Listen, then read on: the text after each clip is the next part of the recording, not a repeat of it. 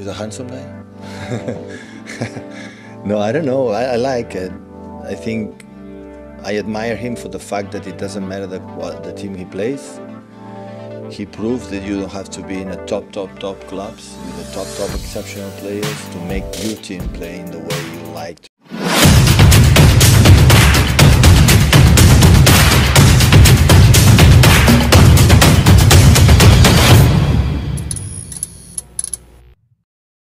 Dia adalah pria ganteng. Guardiola secara mengejutkan memuji dan tertarik kepada pelatih Brighton, Roberto De Zerbi. Pep Guardiola pun seakan mengisyaratkan bahwa pelatih asal Italia tersebut menjadi suksesornya di masa mendatang. Dan inilah ulasan berita selengkapnya. The handsome guy? No, I don't know. I like it. I think I admire him for the fact that it doesn't matter. Pep Guardiola diklaim menyebut Roberto De Zerbi sebagai suksesornya di Manchester City. Guardiola justru tidak tahu dia pernah berkata seperti itu. Karir De Zerbi lagi menanjak dalam 13 bulan terakhir, semenjak melatih Brighton dan Hove Albion. Meski skuadnya tidak mentereng, Brighton di bawahnya bersaing di papan atas. Lewat permainan sepak bola atraktifnya, The Seagulls berhasil lolos ke kompetisi Eropa untuk pertama kalinya. Meski kehilangan banyak pemain kunci musim panas kemarin, Brighton rupanya masih bisa survive. Brighton kini ada di posisi ke-6 klasemen Liga Inggris, dan jadi tim paling tajam dengan 21 gol. Mereka bahkan juga jadi tim dengan jumlah shots 662, dan shot on target 254, terbanyak sejak ditangani De Zerbi. Dengan total 82 gol selama dilatih De Zerbi, Brighton adalah tim tertajam ketiga di Premier League. Pencapaian Brighton inilah yang membuat nama De Zerbi harum. Wajar jika dia mulai dikait-kaitkan dengan Manchester City untuk jadi penerus Pep Guardiola, yang kontraknya habis tahun 2025. Kebetulan De Zerbi dan Guardiola juga mengedepankan ball possession dalam gaya bermainnya.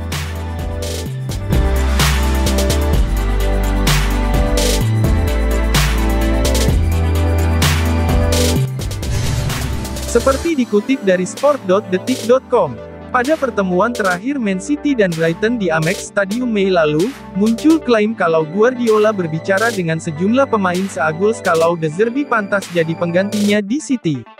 Pernyataan itu, lantas coba dikonfirmasi kepada Guardiola dalam konferensi pers jelang Man City versus Brighton, Sabtu tanggal 21 Oktober malam WIB. Saya tidak ingat itu. Mungkin saya memang benar-benar lupa, tapi saya yakin Roberto bisa melatih tim manapun di dunia. Saya tidak ragukan itu, ujar Guardiola di France 24. Saya tidak ingat pernah mengatakan itu kepada para pemain. Saya ingat bilang begini sebelum dia datang, 1 atau 2 laga sebelumnya, soal mempertahankan manajer, tapi jujur saya tidak ingat pernah bilang begitu. Itu bukan urusan saya. Jika chairman bertanya pendapat saya akan berikan, tapi itu bukan urusan saya. Saya bukan direktur olahraga. Saya tidak berhak untuk bilang mana yang benar atau salah.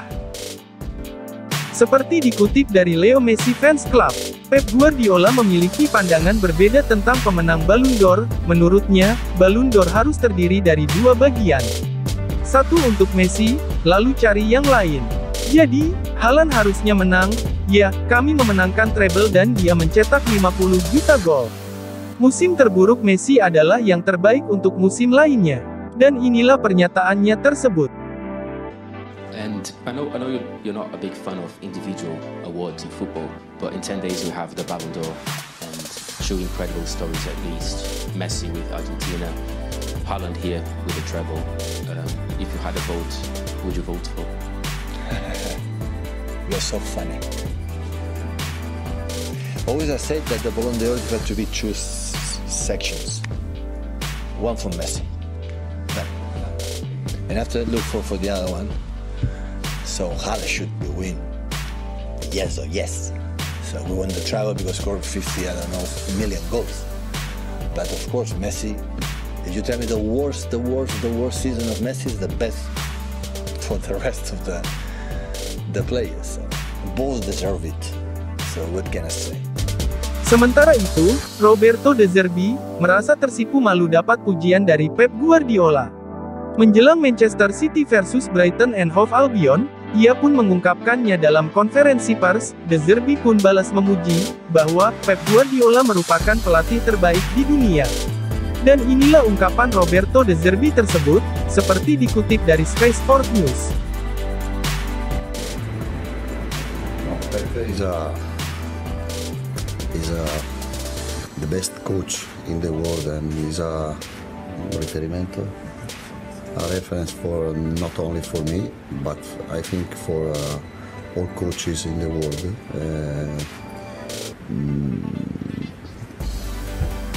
I'm happy when I listen Pep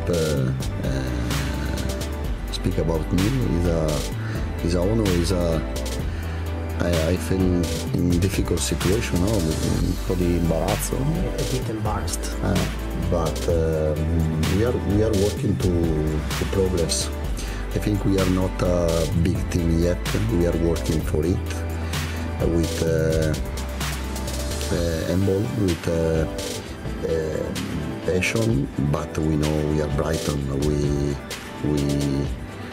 We have to show a lot of things in this season.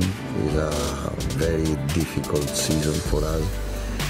I think we are playing well, we are fighting well,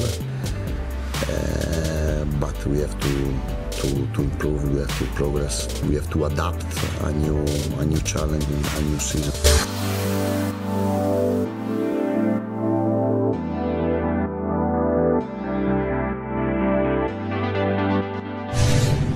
Para pemain Manchester City kembali ke klub setelah tugas internasional, dan beberapa pemain masih harus membuktikan lebih dari yang lain.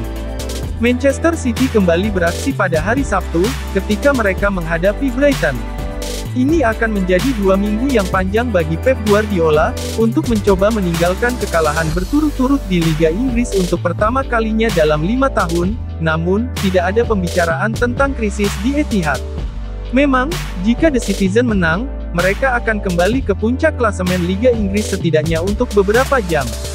Para bintang Man City telah berkeliling dunia, mewakili tim nasional mereka selama 2 minggu terakhir. Namun, mereka kembali mencari ritme dan bakat yang tidak mereka miliki saat kalah dari Newcastle, Wolves, dan Arsenal. Saat Man City menjalani 6 pertandingan, dalam 4 minggu ke depan yang mencakup 2 laga di Liga Champions melawan Young Boys, dan uji coba tandang ke markas United dan Chelsea, beberapa dari mereka akan memiliki lebih dari yang lain untuk dibuktikan. Dimulai dengan laga kontra Brighton, anak asuh Pep Guardiola pun seakan memberikan alarm bahaya, demi kebangkitan tim meraih singgasananya kembali.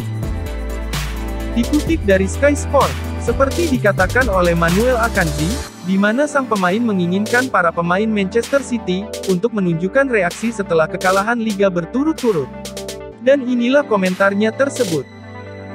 It's never easy to go to a national team break with a loss, and we had 2 losses in the Premier League, so it's not something we're used to. And you could see it in the changing room that it wasn't a good move. But the good thing is we can show a reaction to this. We got the game on the weekend at home in front of our fans. Hopefully we can show a good performance and get the 3 points. How does it feel after a defeat like that when you have to go away and you can't rectify it really quickly? It doesn't feel good. We had it before as well. So not that we have 2 losses before the national team break, but we had a loss as well. But it's not easy. But the good thing is you're going to the national team break. Hopefully you can get some confidence there and come back to the club. And then get together as a team and show the best you can on the weekend.